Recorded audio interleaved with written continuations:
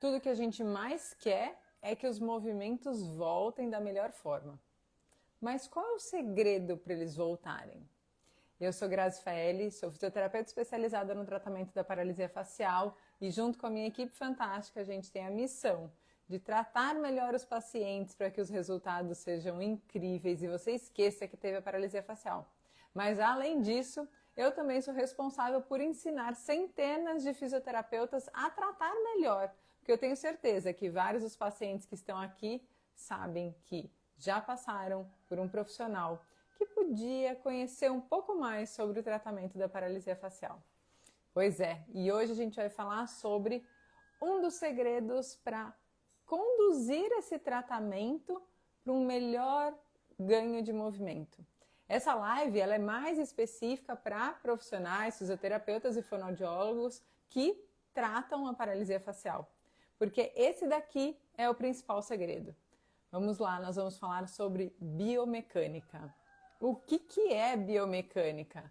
Biomecânica é o estudo que vai entender como as estruturas do corpo interferem no movimento. Então, por exemplo, para a gente, a principal ação e olhar da biomecânica é como os músculos do rosto vão gerar as expressões faciais que a gente quer. Então, como o conjunto dos músculos vai interagir no momento de um movimento, de uma expressão. Então, estudar os músculos e os movimentos é o principal caminho para a gente seguir um bom tratamento e trazer as expressões de forma mais seletiva. Porque se você não sabe como os músculos funcionam, onde eles estão, aonde eles estão posicionados, qual é a relação deles, não tem como você direcionar para um movimento. Então, quando eu vejo um movimento, e aqui vocês já viram eu várias vezes falando sobre análise de movimento, uma das principais coisas que eu estou olhando é, ok, eu sei como esse movimento deveria ser. Ele está acontecendo dessa forma? Os músculos estão interagindo da forma para gerar aquele movimento? Então, o principal segredo realmente para você conduzir um tratamento e trazer seletividade de movimento é entender a biomecânica. Quando eu falo realmente de entender a biomecânica, é começar com o processo de anatomia. É olhar e estudar todos os músculos do rosto e ver como eles se interagem para gerar o movimento. Em cada movimento eu tenho um músculo que é o agonista, um nome diferente, né? Agonista é o músculo que é o principal responsável pela ação para gerar o movimento. Então é como se ele fosse, imagina num trem, sabe, um trem a vapor, lembra daquele trem? Eu tenho a locomotiva. A locomotiva é meu agonista, é o que leva para o caminho que a gente quer ir. Então esse é o agonista. Por exemplo, se eu vou fechar o olho, o meu agonista é a porção palpebral do orbicular do olho. Se eu vou assoprar, o meu agonista é o orbicular dos lábios. Se eu vou sorrir, e o sorriso tem uma particularidade porque ele é um movimento mais complexo e até esse é um dos motivos de por que ele é tão difícil de se recuperar 100%, eu tenho 3 agonistas. Então eu tenho o elevador do lábio superior, zigomático menor e zigomático maior, que são os agonistas do sorriso. Junto com isso, para cada músculo, eu tenho o antagonista. Então vamos lá. No movimento, eu tenho o agonista, que é a locomotiva. Esse agonista, ele vai ter um antagonista. O que é antagonista? É o músculo que faz o movimento oposto, que vai fazer o contraponto, que vai puxar no sentido contrário. Então, por exemplo, se eu vou trabalhar o boca de assobio, esse é meu agonista. Eu tenho alguns antagonistas, eu tenho alguns músculos que se contraírem vão puxar e vão ser contra o movimento do agonista, que é o orbicular dos lábios. Eu sei que parece complicado, mas vocês vão entender direitinho. Então vamos lá. Eu tô aqui e quero vou assoprar alguma coisa. Só que eu tenho um músculo, por exemplo, o bucinador, que ele, quando se contrai, ele vai para o sentido contrário. Então, ele é o antagonista, é o que ele puxa no sentido contrário do agonista, tá?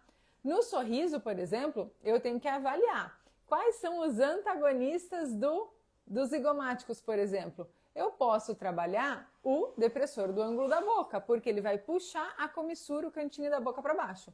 Enquanto o zigomático maior puxa para cima, o depressor do ângulo da boca puxa para baixo. Então, ele faz um movimento contrário, ele é o antagonista.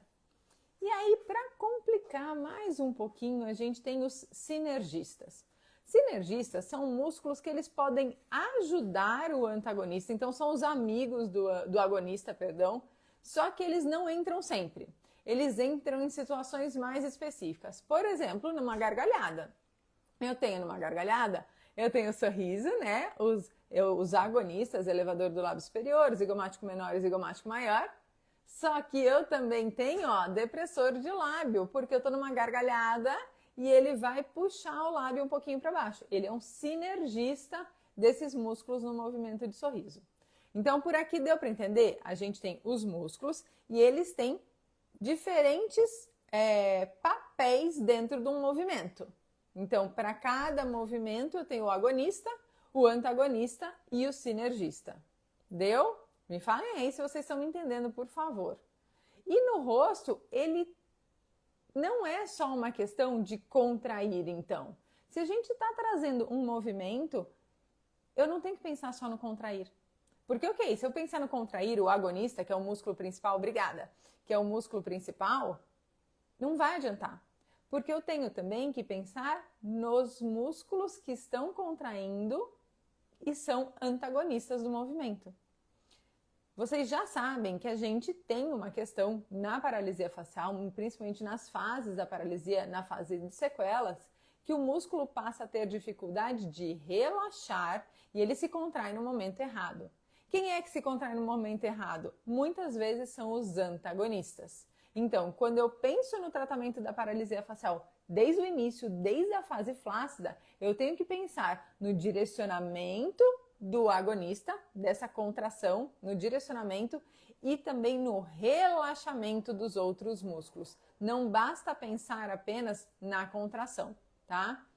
Bom, onde que a biomecânica se torna mais importante? Ela é essencial para a condução do tratamento? Sim. Só que para eu saber para onde eu vou conduzir, eu preciso olhar qual é o momento que eu estou agora. Eu olhando agora no rosto do paciente, o que está acontecendo com ele? Porque eu só vou conseguir montar um plano de tratamento se eu souber como ele está agora e o que eu tenho que resolver. Não adianta eu montar um plano de tratamento pensando no resultado final. Eu primeiro preciso saber de onde eu estou partindo, porque focar só no resultado final, você vai sim focar especificamente em agonistas, no músculo que faz o movimento, mas e todo o resto que pode estar atrapalhando? Então, a avaliação é, na verdade, você olhar a biomecânica do movimento. Então, na avaliação, você observa o movimento e você vai ver. A relação muscular está certa? Quem está contraindo e quem está relaxando está de acordo com o movimento que deveria ser? E uma dica que a gente pode usar é: ok, eu estou olhando o lado que tem paralisia, eu não sei direito se é o músculo certo ou não, mas eu tenho o outro lado como referência para eu comparar e saber, eles estão iguais? O que está acontecendo de diferente? É claro que para isso você precisa sim entender de anatomia e de como esses músculos se contraem para conseguir transferir o que você está vendo para a ação muscular em si, tá? Mas você vai lá olhar, por exemplo, vamos lá, no sorriso. Deixa eu montar meu sorriso aqui, ó. Deixa eu até tirar o óculos. Eu estou sorrindo aqui, certo? Eu vou olhar como tá o agonista. Quem é o agonista do sorriso? Não são os elevadores zigomáticos? Eu preciso olhar do outro lado se eles estão contraindo. Quem é o responsável do movimento? Ele está contraindo? Isso é a primeira coisa que eu preciso olhar. Agora eu preciso olhar e os antagonistas, os músculos que funcionam contra esse músculo principal, eles estão contraindo? Olha só. Então vamos lá de novo. Aqui. eu tenho um movimento aqui, tá gordinho aqui, e ó o meu depressor contraindo e aqui não está.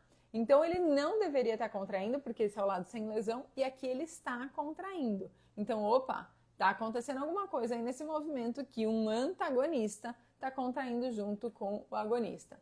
E como eu percebo que tem contração? Como eu percebo que esse músculo realmente está contraindo? Porque uma coisa é a gente saber, esse deveria agir, esse deveria estar relaxado. Mas como eu vou olhar e ler o rosto para dizer, tô vendo que esse está contraindo realmente?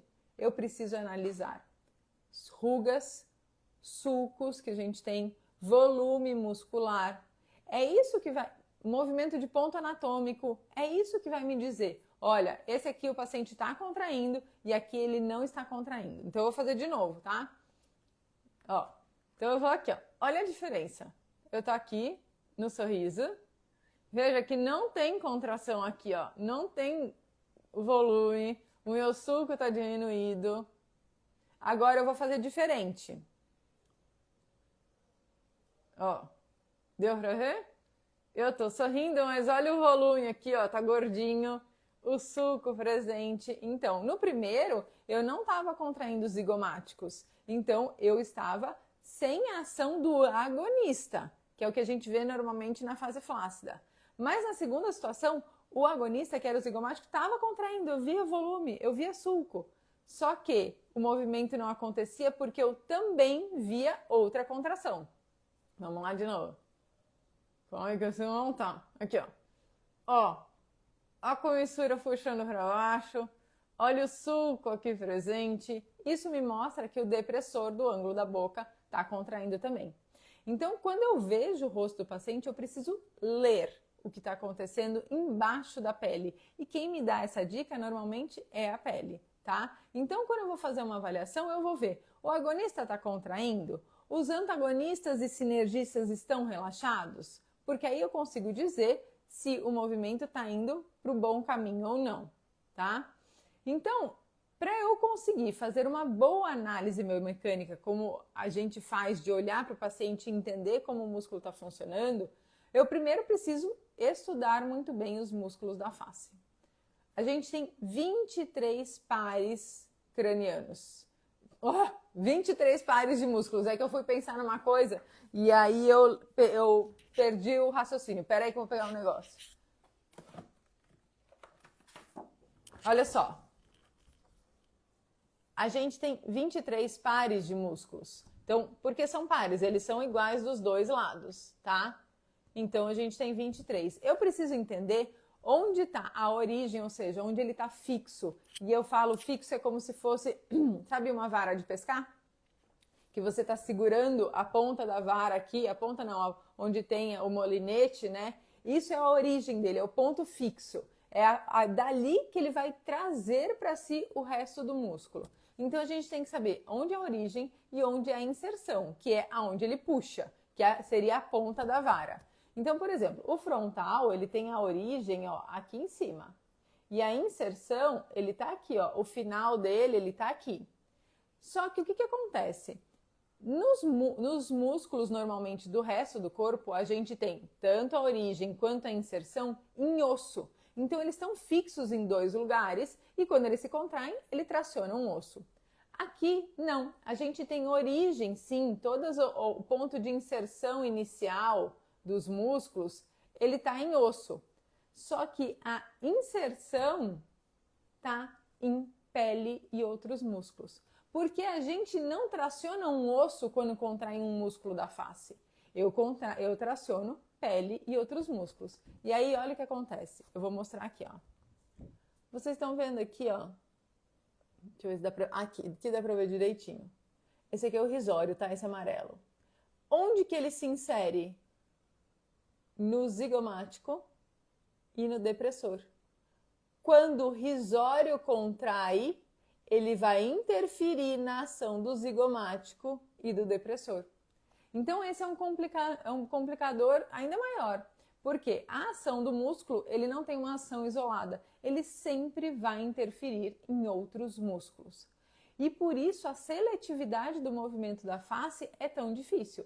Quando eu falei lá no começo, boca de assobio, o orbicular dos lábios é o agonista e o bucinador, ele é o antagonista, aqui não dá para ver direito nessa imagem, mas as fibras dos dois são juntas, elas se entremeiam. Então, o bucinador agindo, ele vai interferir demais no orbicular, ainda mais porque o bucinador é um músculo grande e o orbicular é um músculo pequeno.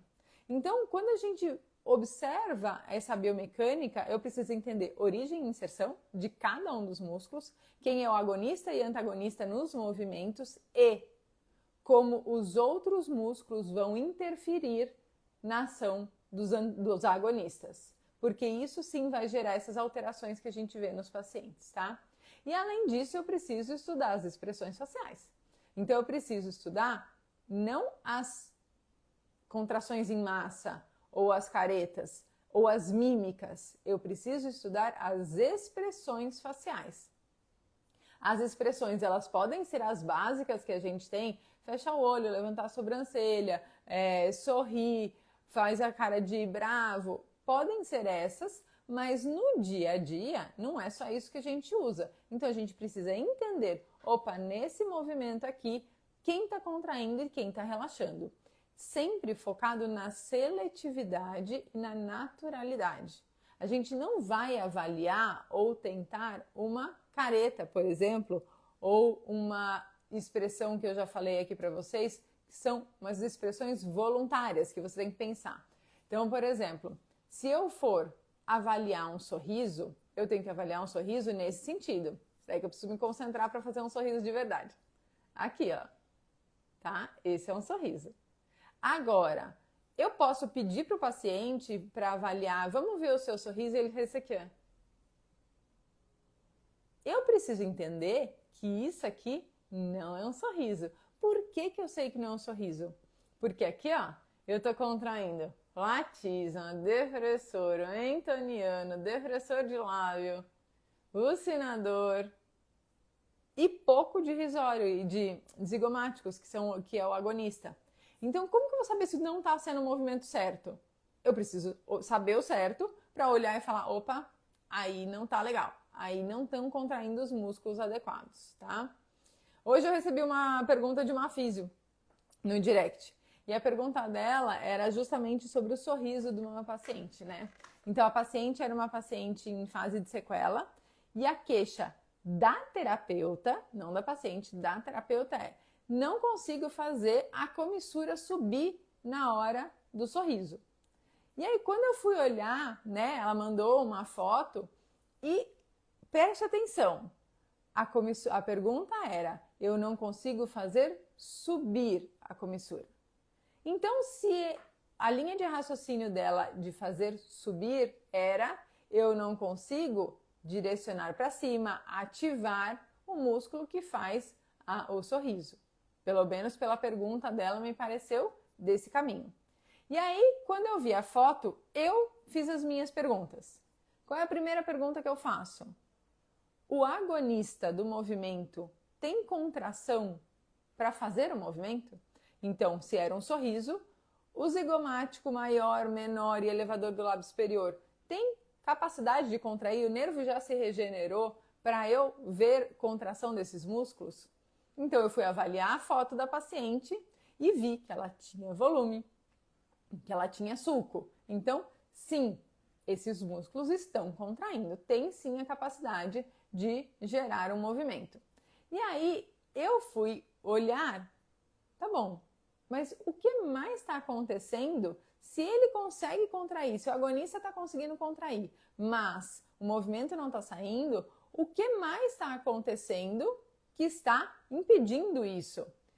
Uma das grandes explicações que a gente já entende na fase de sequelas é sincinesias. Opa, tem uma sincinesia aí. Tendo uma sincinesia, eu preciso entender qual é a sincinesia. E foi essa justamente a pergunta a resposta que eu dei para ela. A resposta da sua pergunta é: quais são os músculos que têm sincinesia? E estes serão músculos que você vai ter que trabalhar para relaxar, mas não um relaxamento com massagem, um relaxamento realmente de controle motor. Quando eu fui avaliar o sorriso, o rosto da paciente realmente era muito bom, tá? Então tinha poucas questões, mas ela tinha uma sincinesia de bucinador, principalmente, e um pouco de depressor. Então o sorriso dela estava aqui, ó. Então era bom, mas ele não tinha a incursão da comissura total. Então a resposta para essa físio é: como que eu faço para subir a comissura? Como você faz para subir é focando no que está puxando para baixo ou puxando para trás. E esse foi o caminho. Então, sem eu fazer uma análise de biomecânica aqui, eu não tenho como dar esse diagnóstico e começar a tratar. Se eu focar só no final, eu vou continuar querendo o sorriso e não tirar o que está atrapalhando a conquista do sorriso. Então, sem a biomecânica, não dá realmente para fazer um tratamento adequado, com seletividade e direcionando para, desde o início, começar para direcionamento das contrações e prevenção das sequelas. E no futuro também para diminuição das sequelas. Então, a biomecânica é um mapa para a gente conseguir trazer todo esse caminho aí de retorno dos movimentos o mais próximo possível, dependendo, claro, do grau da lesão. Porque dependendo do grau da lesão e do que for feito no tratamento desde o início, essas lesões elas vão manter-se, mas a consequência vai ficar muito pior. Depois de um tratamento em que a gente usa estratégias que não são focadas para a seletividade e para direcionar essas contrações e minimizar as sequelas, a gente vai ter mais alterações biomecânicas. Então, essa paciente que tem uma alteração, uma sincinesia de bucinador e que tem o resto do rosto harmônico, sem contrações de músculos que não deveriam, passam a ter sequelas em que a gente vai ter esse sorriso com contração de depressor, com elevação de sebo frontal, com orbicular do olho e tudo isso junto. Então, é justamente sobre isso que eu vou falar na Masterclass de segunda-feira, que é para fisioterapeutas e para fonoaudiólogos, em que a gente vai falar sobre quais são os fatores que estão interferindo nessa evolução. Será que a gente está realmente tratando corretamente a paralisia facial? Muita coisa já mudou e a gente trouxe de diferente aqui, então vamos trazer mais disso para os profissionais também, para que a gente consiga entender um pouco melhor e tomar essas decisões de uma forma mais precisa e mais correta. Vi que tem perguntas aqui, vou responder. Podem mandar, ainda hoje dá tempo de pergunta, então. Falei rápido. Igor Lessa, gostaria muito de agradecer pelas suas informações. Muito obrigada. Obrigada, Igor. Que bom. Vamos ver, eu tinha visto uma, eu juro que eu tinha.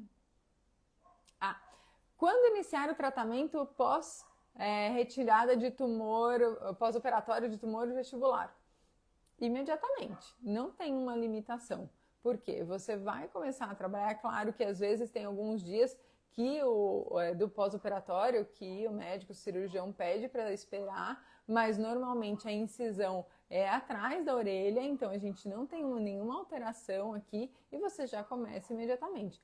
Nessas situações, o paciente com certeza vai demorar mais para ter o aparecimento das contrações. Não vai ser algo rápido, tá? Ele tende a demorar um mês e meio, às vezes até mais. Mas nesse período, não é um período de latência, ele é um período para você justamente começar a guiar, permitir que esses tecidos estejam livres para quando a contração acontecer e começar a guiar todo esse processo, inclusive de educação do paciente. Porque você pode esperar, mas o paciente nesse período, e quem é paciente aqui pode me confirmar, não fica esperando. Vai tentar de tudo, vai tentar outras coisas para que o rosto comece a melhorar. Então, o nosso papel também nesse momento é de educar o paciente para que ele nos ajude nessa condução, tá? Então, manter permissão dos movimentos, manter a simetria se tiver uma contração aumentada do outro lado, tá bom? Muito bem. Muito bem, então. Muito obrigada para vocês. Um ótimo final de quinta-feira e até semana que vem.